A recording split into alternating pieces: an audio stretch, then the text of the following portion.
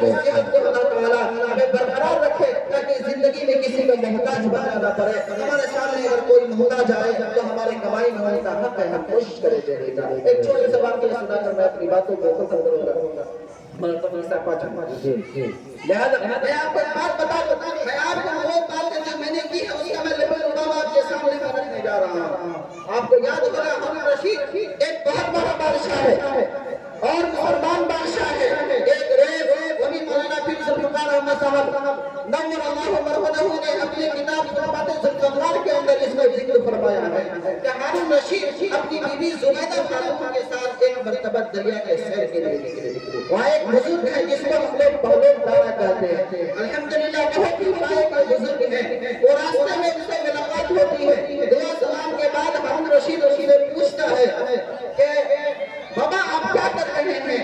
بہلول دارا جو بزرگ ہے وہ ان سے کہتے ہیں کہ بیٹا میں ریت کا گھر بنا رہا ہوں, جو شخص اسے خریدے گا میں دعا کروں گا اللہ تبارک و تعالی اس گھر کے خریدنے کے بدلے میں اللہ تعالیٰ اسے جنت عطا فرمائے. ہارون رشید نے کہا کہ یہ بابا کو عبادت کرتے کرتے نماز پڑھتے پڑھتے ان کا نٹ پھسک گیا, ان کا تار اڑ گیا, پیٹ اڑ گیا ہے.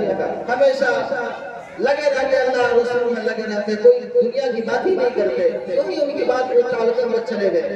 جتنے لوگ ان کو ٹہلنے کے لیے گئے تھے وہاں سے زبیدہ خاتون کا بھی گزر ہوا پیچھے سے. عمر کا بیٹا آپ کیا کر رہے ہیں؟ انہوں نے کہا بیٹا میں یہ گھر بنا رہا ہوں ریت کا, بالوں کا.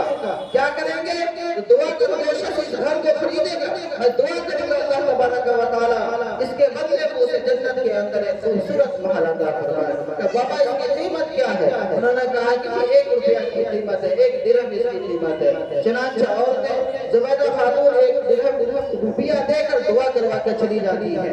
دونوں میاں بیوی شام کو سیر سے تشریف لاتے ہیں, کھانا کھاتے ہیں, رات کو سوتے ہیں.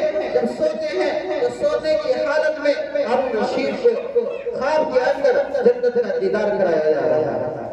جنت کے خوبصورت محلات کا مناظرہ کر رہے ہیں, اونچے اونچے محلات دیکھ رہے ہیں, وہاں کے باغ بہار کو دیکھ رہے ہیں, وہاں کی جو خوبصورت اشیاء ہیں, جو آرائش کی چیزیں ہیں, جو تمام کی تمام آرام دہ چیزیں نظر کے سامنے سے گزر رہی ہیں.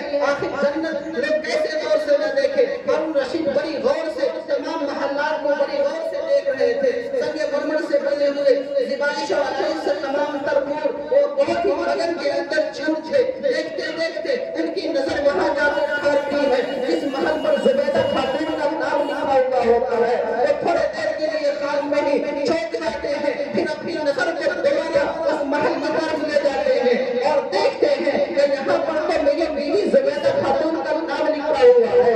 کوشش کرتے ہیں وہاں جانے کی, چلو چل کر دیکھتے ہیں, وہاں جانے کی کوشش کرتے ہیں, وہاں دوران جانے کی انہیں اجازت نہیں دیتے. وہ کہتے ہیں میرے بیوی کا نام اس پر لکھا ہوا ہے, بیوی میری ہے, لہذا مجھے گھر میں جانے کی اجازت دیا جائے. دربار روز سے آخر میں مبارکہ ہوتا ہے. اس اثنا میں ہارون رشید کی آنکھ کھل جاتی ہے.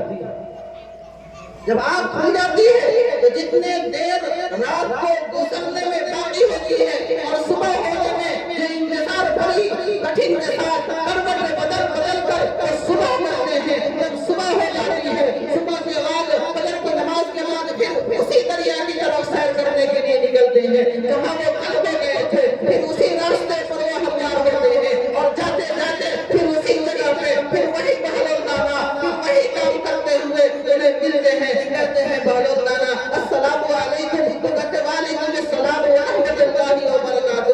بہلول دانا آپ کیا کر رہے ہیں؟ وہ کہتے ہیں کہ میں ریت کا گھر بنا رہا ہوں. ریت کا گھر بنا کر کیا کریں گے؟ بہلول دانا کہتے ہیں جو شخص اس گھر کو خریدے گا میں دعا کروں گا اللہ تبارک و تعالی اس گھر کے خریدنے کے بدلے میں جنت کے اندر ایک خوبصورت محل عطا فرما دے. ہارون رشید پوچھتا ہے کہ اس کی قیمت کیا ہے؟ تو ہارون رشید کو بتایا جاتا ہے کہ اس کی قیمت ساری دنیا کی بادشاہ. ہارون رشید چیک جاتا ہے, پریشان ہو جاتا ہے.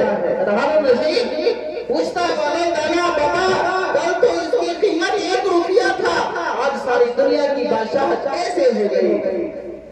بہلول دانا مسکراتے ہیں, کہتے ہیں ہارون رشید کل دن دیکھا معاملہ تھا, آج دیکھا ہوا معاملہ ہے.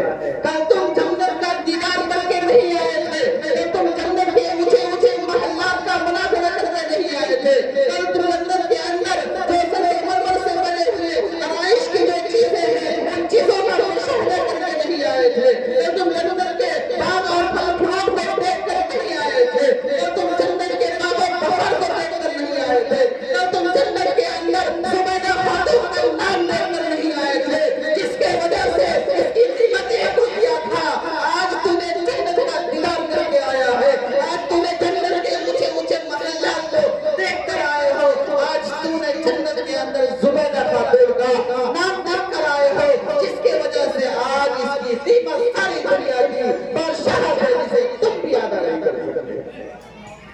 دوستو الوقت اسند من الذهب، وقت جب ہوا کرتے ہیں نا یہ سونے اور چاندی سے زیادہ قیمتی ہوا کرتے ہیں. لہذا کہنے کا مطلب یہ ہے کہ یہ جو صحت ملی ہے تھوڑا سا مس مائنڈ ہونے کی وجہ سے سارا افسوس کے ہاں زانے کے بننے لگے اور صرف وقت میں تھوڑی سی قدر نہ کرنے کی وجہ سے جو اللہ نے صحت دی ہے اس صحت کی قدر کر کے اللہ اس کے رسول جناب محمد رسول اللہ صلی اللہ علیہ وسلم کی خوشنودی حاصل کرنے کی کوشش کرے. اپنی کمائی میں غریبوں یتیموں مسکینوں کی بھی خیال رکھے تاکہ اللہ تبارک ہمارے دونوں جہاں کامیاب فرمائے. آمین وآخر دعوانا الحمدللہ رب العالمین.